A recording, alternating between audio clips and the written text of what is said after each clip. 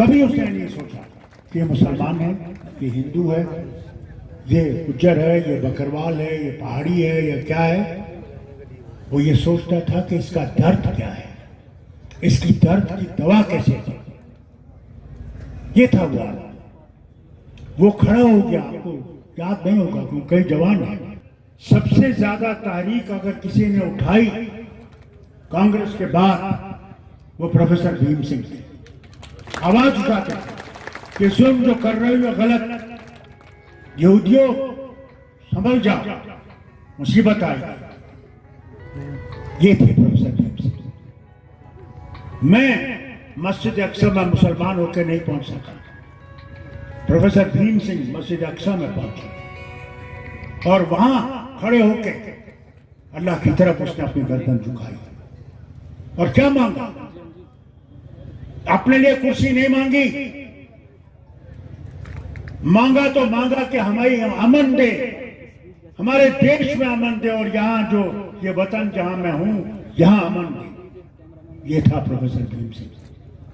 अभी जब हम प्रधानमंत्री ने हमें बुलाया, 2 साल हुए, वहां भी क्या बात की उसने? ये नहीं कहा मुझे ये दीजिए, मुझे वो दीजिए। वो सब कुछ देने को तैयार था।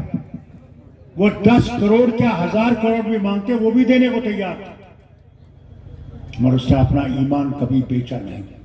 खड़े रहे, लोगों के लिए खड़े रहे, गरीब हो अमीर हो कोई हो उसके लिए खड़ा रहा, वहां बोला और जबरदस्त बोला। ये थे प्रोफेसर भीम सिंह, कभी उसको भूलिएगा नहीं। और अगर खुदा ने वो मौका लाया, मैं आपसे वादा करता हूं, और माला ये सुनना,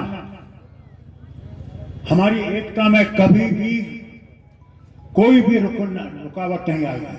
हमने जो कदम उठाया है, वो कांग्रेस हो, मैं हूं, हर्षदेव हो, दूसरी जमातें हैं, हमने ये वादा किया है अपने उस खुदा के सामने कि हमने लोगों के लिए जीना है और लोगों के लिए मरना है, और इकट्ठे रहकर हमने चलना है।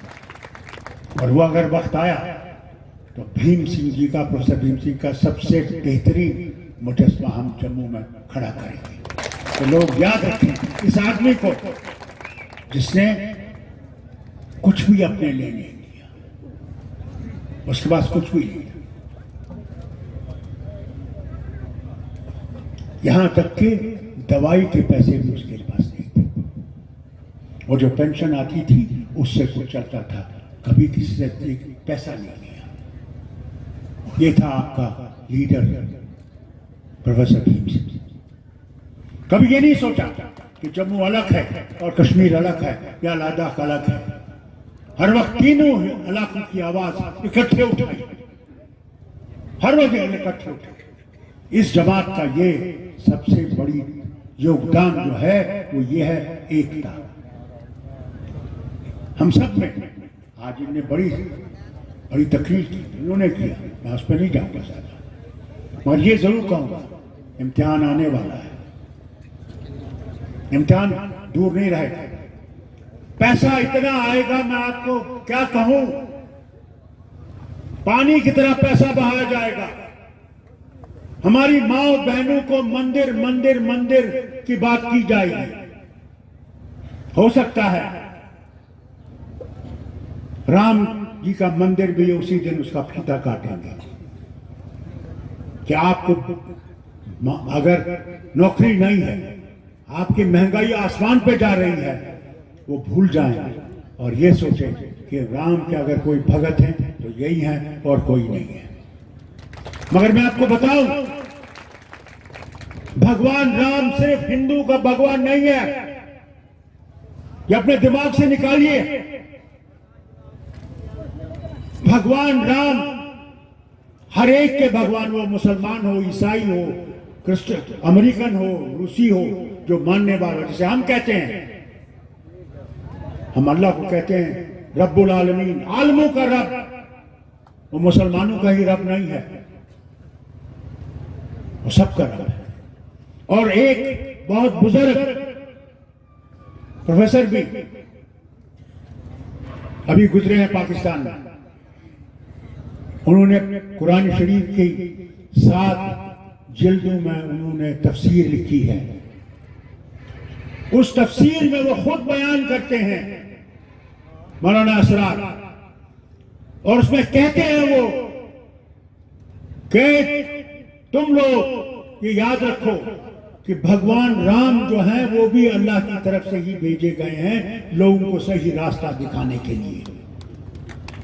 ये जो आपके सामने आते हैं, हम ये राम के पुजारी हैं, बेवकूफ लोग हैं।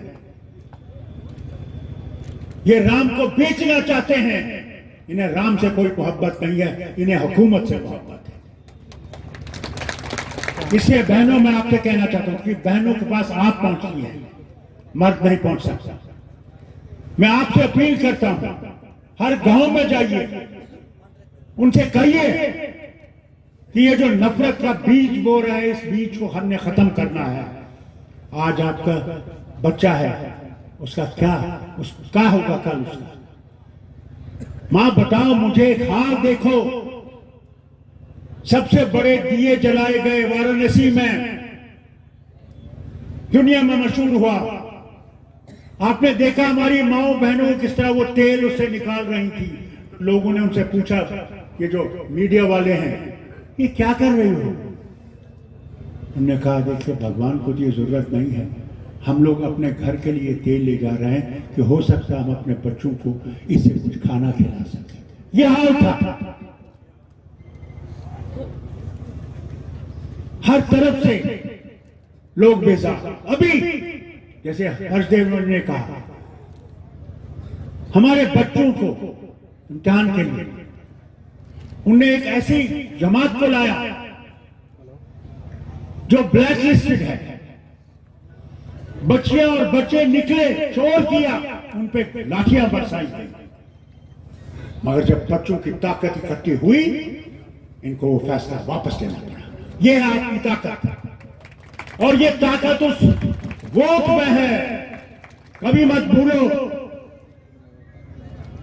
इस देश में जो लोगों ने कुर्बानियां दी हैं सारे हिंदुस्तान में, जिन्होंने कभी ये नहीं देखा कि जवाहरलाल जो है वो 15 अगस्त को लाल किले पे झंडा गाड़ेगा हिंदुस्तान का। मगर जब लड़ा उन्होंने, वो हिंदू, मुसलमान, सिख, ईसाई कोई भी, उन्होंने कहा कि हमने अंग्रेजों को बाहर निकालना है। वचन दिया कि प्रभु हम जान देंगे मगर इन अंग्रेजों को निकाल के रखें। उस ताकत ने महात्मा गांधी को पैदा किया, और उस महात्मा गांधी ने लंगोटी में रहकर अंग्रेजों को बाहर निकाला। ये ताकत है उस वोट की जो आपके हाथ में उन लोगों ने दी है जिन्होंने अपने इस वतन के लिए कुर्बानी दी है।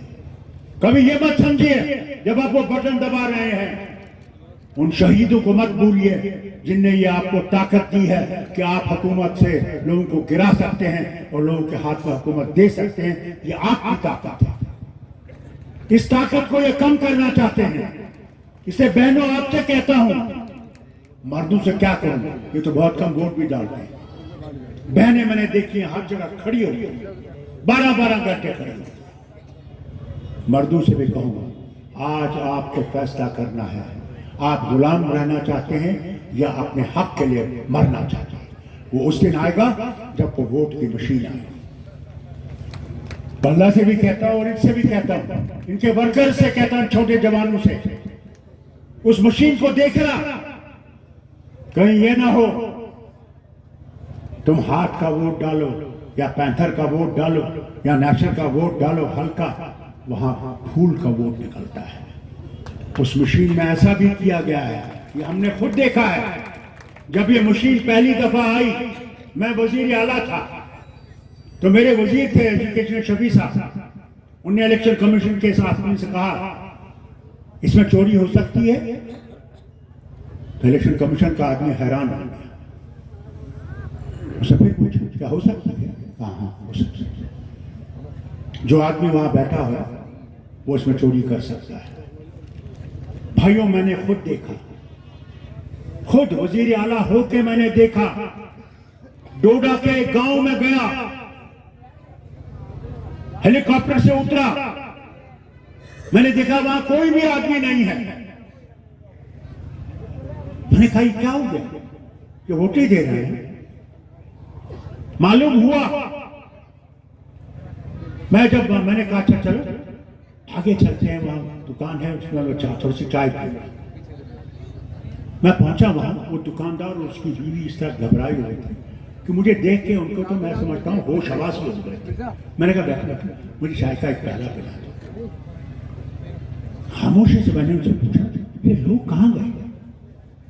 उन्होंने कहा जनाब यहाँ पे फौज ने कहा खबरदार इधर मशीन के पास आए हम टांगे तोड़ देंगे। भाई लोगों इसीलिए तैयार रहना, अगर तुमने अपनी हुकूमत बनानी और अपनी लाज को वापस लाना है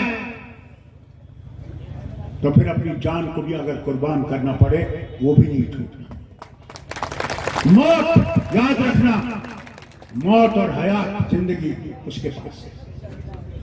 वो कब मारेगा किसी को मालूम नहीं है, कहां मारेगा किस तरह मारेगा उसके सिवा कोई नहीं जानता। डरे लो क्यों डर रहे? ये तुम्हारा वतन है, तुम इसके मालिक हो, कोई और इसका मालिक नहीं है। भूल जाओ, तुम्हें यही आजादी हिंदुस्तान की आजादी ने दी। भगत सिंह ने यही तुम्हें दिया हाथ में कि ताकत तुम हो, ताकत कोई और नहीं है। और आज जो आपने फैसला किया, 65 पार्टी को तोड़ने की कोशिश की गई, आज भी कर रहे हैं। ताकत आप हैं और उस ताकत को मजबूत कीजिए और इस साथी को मेरे इतना मजबूत कीजिए कि तूफान के तूफान आए, आप इसके साथ खड़े हैं। कोई तूफान कुछ नहीं करेगा, वो तूफान ऐसे आएगा हवा की तरह चला जाएगा। मगर सबसे बड़ी शर्त यह है कि अपने खुदा को याद रखो, भगवान को याद रखो। शक्ति भगवान के पास है, अल्लाह के पास है। अगर उसको याद नहीं रखोगे तो तुम्हारी शक्ति कभी नहीं आएगी। इसलिए बहनों, अपने बच्चों को अपने धर्म के बारे में बताओ। हमारे मुसलमान भाइयों से कहूंगा, हमारे बच्चे बहुत दूर हैं। मदद करनी है तो हिम्मत करनी है, हिम्मत मर्दा मदद खुदा। इसलिए आज मैं इतना ही कहती हूँ कि मेरा जहाज मुझे दिल्ली जाना है पार्लियामेंट में। मैं सिर्फ ये कहने आया, माला ये सुन लेना, हम लोगों का इतिहाद कोई तोड़ नहीं सकेगा, वो क्यों ना आसमान से आए या जमीन से आए, नहीं तोड़ सकते। ये हम फैसला करेंगे, या इसी तकदीर बदलाएंगे या तकदीर बदलाते बदलाते मर जाएंगे। हिम्मत हिम्मत हिम्मत, और इसको ताकत दे, इसको मजबूत कर और इसको मजबूत करना। जहां ये मजबूत हो सकता है इसको मजबूत करना, वही हमारा रास्ता है। मैं आपसे गुजारिश करूंगा, जाते आते हम यहां खड़े हो जाएंगे लीडर, हम सब हाथ उठाएंगे, एकता का हाथ उठाएंगे, आप हमारे साथ खड़े हो जाएंगे। खड़े हो। आपको वो सरकार चाहिए जो 30-30 लाख रुपए में नौकरी बेचती हो, या वो चाहिए जो मुफ्त में नौकरी बेचती हो, जो मुफ्त में नौकरी देती हो? कहीं किसी को चट का कप पिलाने की किसी को जरूरत नहीं पड़ी। नौजवानों को बुलाकर हम आर्डर देते थे, क्या ये आपका नौकरी का आर्डर है? और बुलाकर इसलिए देते थे ताकि हम पूछ सकें कि किसी ने 2 रुपए आपसे बिचौलिए ने तो नहीं ले लिए। कहीं आपको चाय का कप पिलाने की किसी को जरूरत तो नहीं पड़ी। और भी तो बताइए कि भारतीय जनता पार्टी का कौन सा नेता है जो पब्लिक के बीच में बैठकर ये बात कह सकता हो, ये हम लोग ही कह सकते हैं। नौकरियां हैं नहीं। सबसे बड़ा धोखा नौजवानों के साथ हुआ। मोदी जी कहते थे 2-2 करोड़ नौकरियां दूंगा, जब इलेक्शन के लिए आए तो कहते थे 2-2 करोड़ नौकरियां हर साल दूंगा। हम भी सोचते थे कि इतने बड़े कुर्सी के ऊपर पहुंचकर आदमी कोई झूठ नहीं बोल सकता है। तो लेकिन यह भी लगता था कि 2 करोड़ 1 साल में देंगे तो 5 साल तो ये रहेंगे ही, तो 10 करोड़ नौकरियां होंगी। लेकिन 10 करोड़ शायद नौकरी मांगने वाला भी नहीं होगा। तो फिर हमें लगता था फारूक साहब पता नहीं ये बुड्ढों को भी दोबारा कहीं भर्ती ना कर दे मोदी साहब। लेकिन हालत क्या हुई कि जो लगे थे उनको भी आपने बाहर निकाल दिया।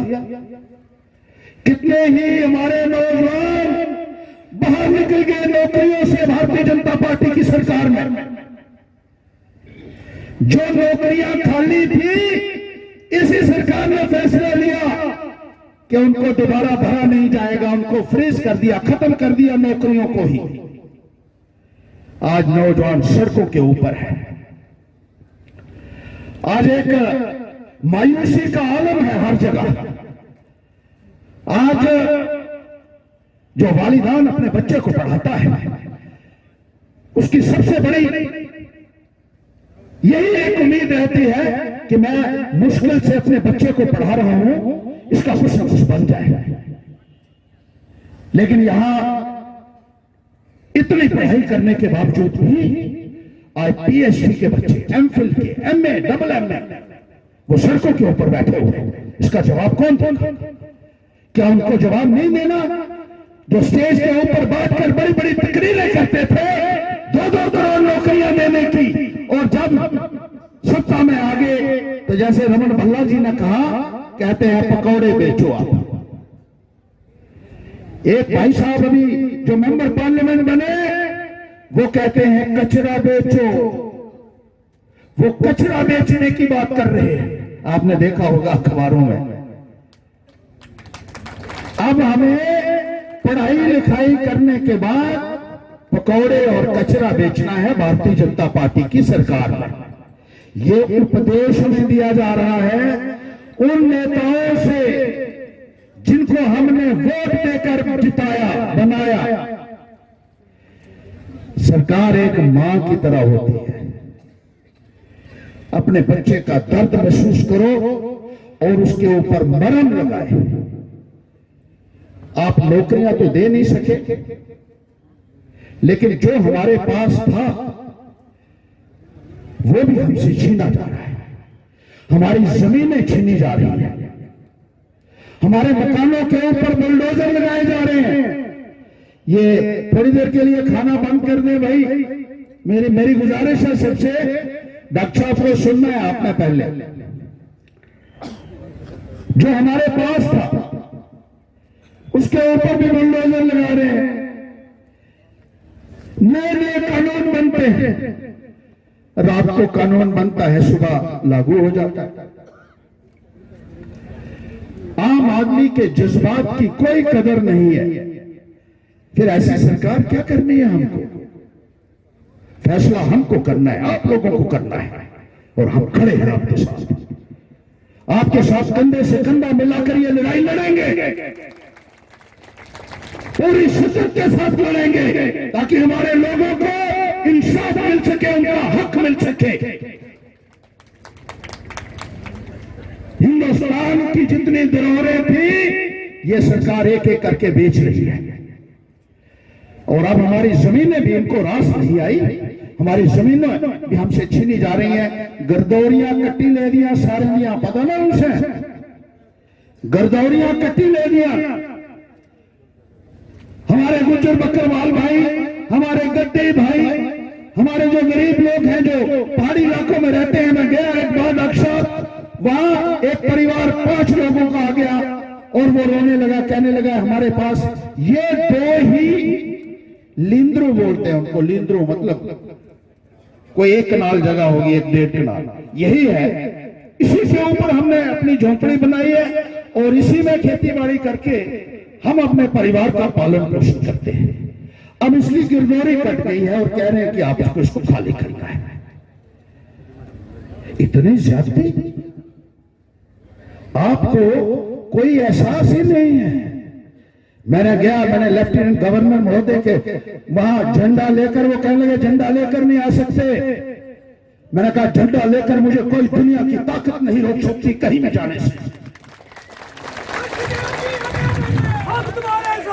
मैंने धरना दिया वहां, मैंने कहा मैं किसी से डरने वाला नहीं, आपने जो करना है कर लीजिए, मैं गरीब की खातिर अपनी जान की बाजी लगा सकता हूं, लेकिन मेरे होते हुए कोई बुलडोजर लेकर जाए मेरे गांव के लोगों के ऊपर, ये मेरे जीते जी संभव नहीं होगा।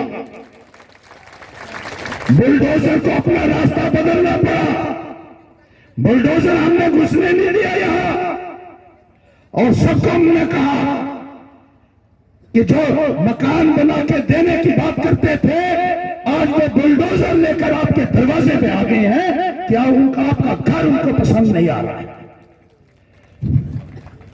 तो सकते हैं ना नारा लाते हर हर मोदी घर घर मोदी, और पुछया नहीं मोदी बुलडोजर ले है तुम्हारे घर।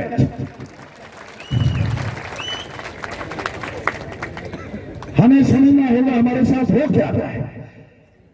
पेंशन बंद कर लिया, जेड़े सियाने लोग बुजुर्ग लोगों की पेंशनें बंद हो गई है, कहते नए कानून बन गए। आप पहले डोमिसाइल बनाइए, एज का सर्टिफिकेट लाइए। एक 80 साल का बुजुर्ग कहां से इसका सर्टिफिकेट लाएगा? मैंने देखा चुनावी में एक बुजुर्ग 10 दिन से लगातार तहसीलदार के दफ्तर के चक्कर काट रहा था। मैंने सोचा मैं वही के वही उस अफसर का फैसला करता, उसकी कोई सुनवाई नहीं हो रही थी। 10 दिन से बाहर बैठा था, कहता है मुझे कहते हैं ऑनलाइन ले आओ, मुझे पता ही नहीं वो होता क्या है।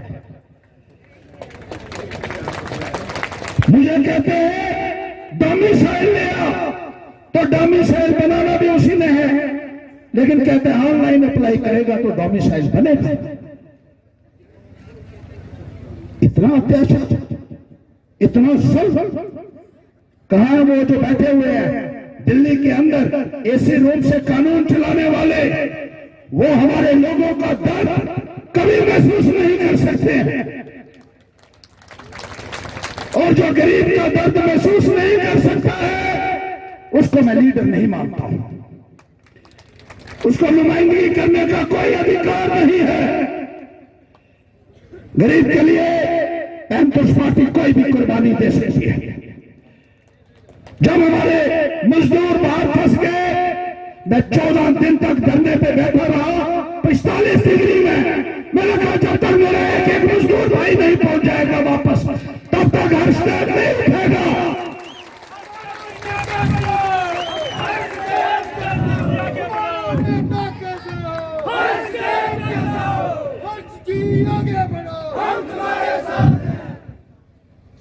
मेरे साथियों, मिलजुल कर हमको चलना है और इस जुल्म सितम से हमें निजात मिलनी चाहिए।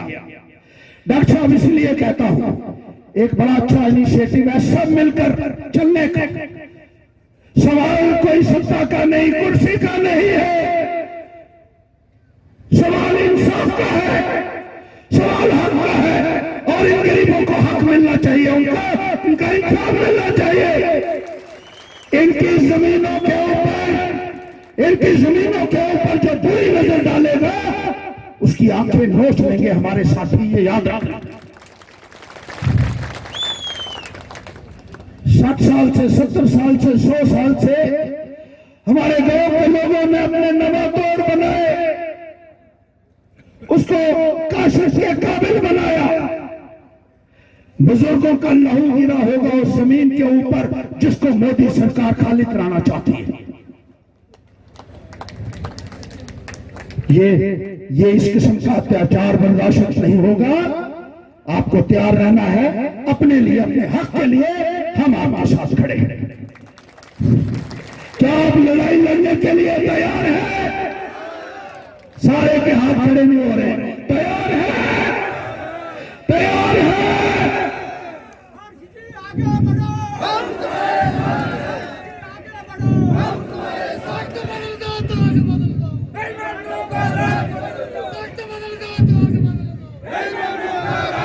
और अब तो एक बड़ी टीम भी है,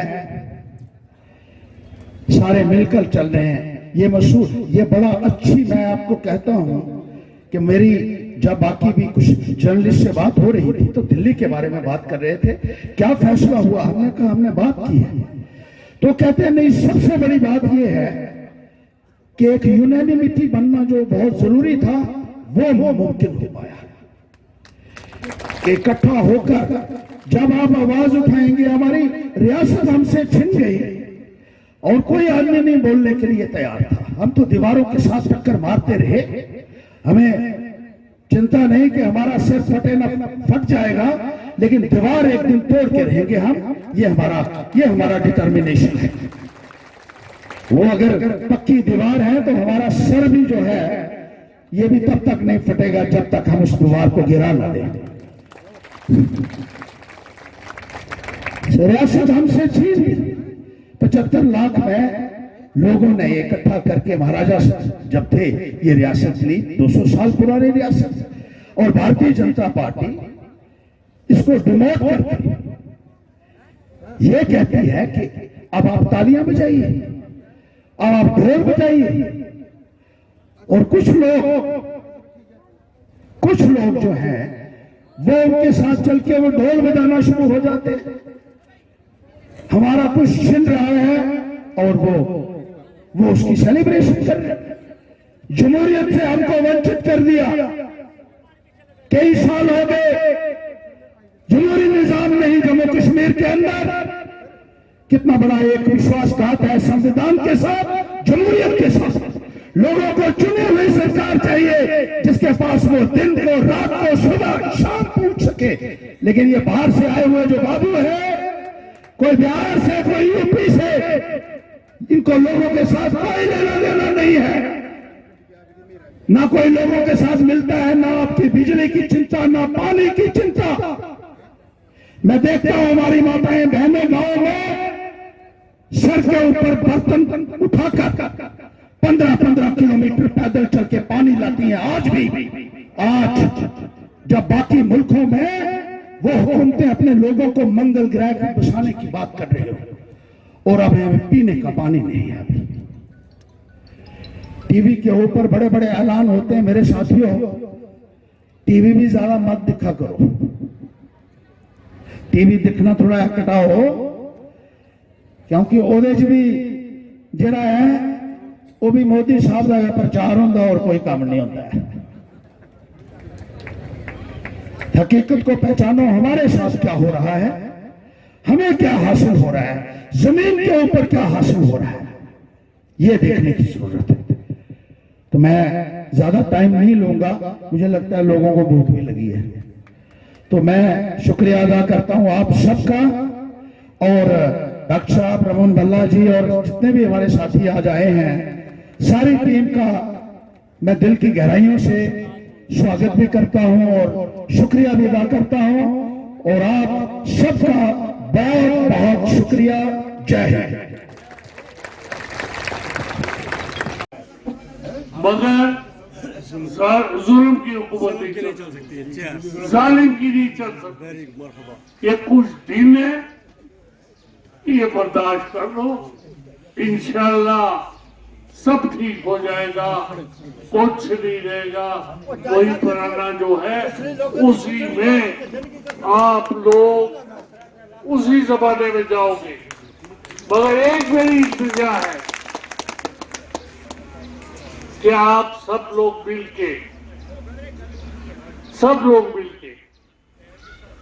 इस बात का तैयार करो कि बीजेपी को कश्मीर में आने नहीं देना।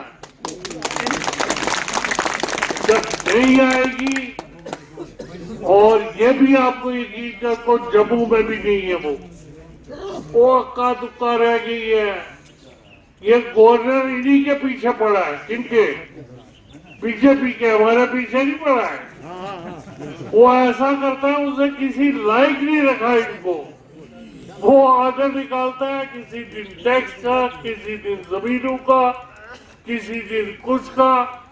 उनको दुश्मन चाहिए ही नहीं बाहर से, उनको अपना ही दुश्मन है। इसलिए यकीन रखो, हम अच्छी सीटें लेके आएंगे, हुकूमत हमारी बनेगी। और यकीन के साथ कहता हूँ कि इस चीज को बर्दाश्त कर रहा है। जुल्म की हुकूमत ही रहती, जालिम की हुकूमत ही रहती, ये खत्म हो जाती है। और आप लोगों को जब इकट्ठे हो ना, ये मुट्ठी ऐसे है, कोई भी आके इसको तोड़ सकता है। अगर आप सब लोग इस तरह हो जाओ और फिर इस तरह भी करो ना, फिर